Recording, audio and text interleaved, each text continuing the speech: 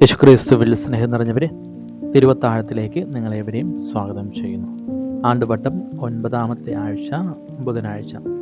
തിരുസഭാ മാതാവ് ഇന്ന് നമുക്ക് ധ്യാനിക്കുവാനായി നൽകുന്ന തിരുവചനം മർക്കോസിന്റെ സുവിശേഷം 12ാം അധ്യായം 18 മുതൽ 27 വരെയുള്ള തിരുവചനങ്ങളാണ്.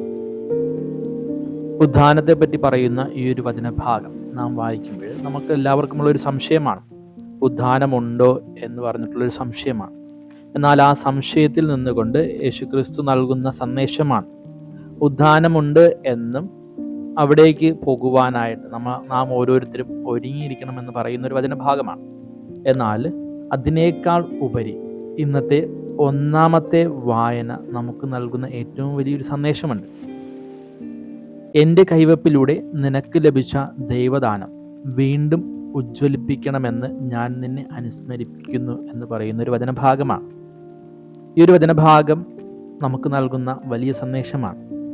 ജ്ഞാനസ്നാന വേളയിലൂടെ നമുക്ക് ലഭിക്കപ്പെട്ട പരിശുദ്ധാത്മാവ്, അതിനെ തുടർന്ന് സ്ഥൈര്യലേപനത്തിലൂടെ വീണ്ടും നമുക്ക് ലഭിക്കുന്ന പരിശുദ്ധാത്മാവ്, വീണ്ടും കുംഭസാരമെന്ന കൂദാശയിലൂടെ, ദിവ്യകാരുണ്യമെന്ന കൂദാശകളിലൂടെയും നമ്മുടെയൊക്കെ ഹൃദയങ്ങളിലേക്ക് ക്രിസ്തുവിനെ നാം സ്വീകരിക്കുകയും എന്നെ തന്നെ ഒരുക്കിക്കൊണ്ട് ഇരിക്കുകയും ചെയ്യുകയാണ്.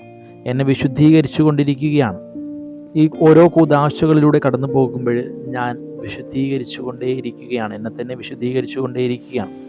അങ്ങനെ സ്വമേധയാ വിശുദ്ധീകരിക്കപ്പെടുന്ന നാം ഓരോരുത്തരും വിശ്വസ്തത ഉള്ള ഒരു വ്യക്തിയായിട്ട് മാറുക എന്നാണ് ക്രിസ്തുനാഥൻ നമുക്ക് നൽകുന്ന സന്ദേശം എന്ന് പറയുക.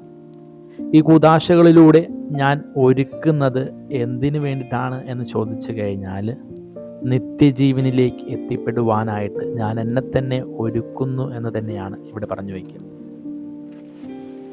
ദൈവത്തിൻ്റെ കൈവപ്പിലൂടെ എനിക്ക് ലഭിക്കപ്പെടുന്ന ആ ദൈവിക ദാനങ്ങൾ അത് നന്മയ്ക്ക് വേണ്ടി ഉപയോഗിക്കുവാനാണ് 2 തിമോത്തിയോക്കാർക്ക് എഴുതിയ ലേഖനത്തിൽ ഇന്നത്തെ 1ാം വായനയിലൂടെ നാം മനസ്സിലാക്കുക.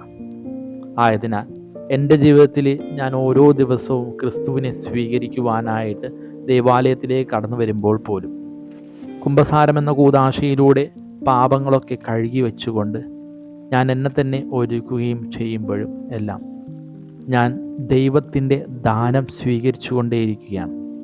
ആ ദാനം സ്വീകരിച്ച ഞാൻ നന്മ ചെയ്യുവാനായിട്ട്, വിശ്വസ്തതയുള്ള ഒരു വ്യക്തിയായിട്ട്, ക്രിസ്തുവിൽ വിശ്വസ്തതയുള്ള ഒരു വ്യക്തിയായിട്ട് മാറുവാനായിട്ടാണ് കർത്താവ് നമ്മളോടൊക്കെ പറഞ്ഞു വയ്ക്കുന്നത്.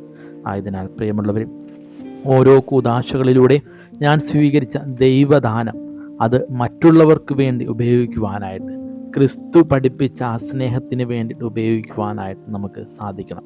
അതിൻ്റെ അവസാന ദിവസങ്ങളിൽ എനിക്ക് നിത്യജീവനിലേക്ക് എത്തിപ്പെടുവാനായിട്ട് സാധിക്കും. ക്രിസ്തു നൽകിയ ആ സന്ദേശം നിത്യജീവനിലേക്ക് എത്തിപ്പെടുവാനായിട്ട് എനിക്ക് ലഭിക്കുന്ന ദാനങ്ങൾ ഉപയോഗിച്ചുകൊണ്ട് നമുക്ക് അവിടെ എത്താം. ദൈവം നമ്മെ അനുഗ്രഹിക്കട്ടെ.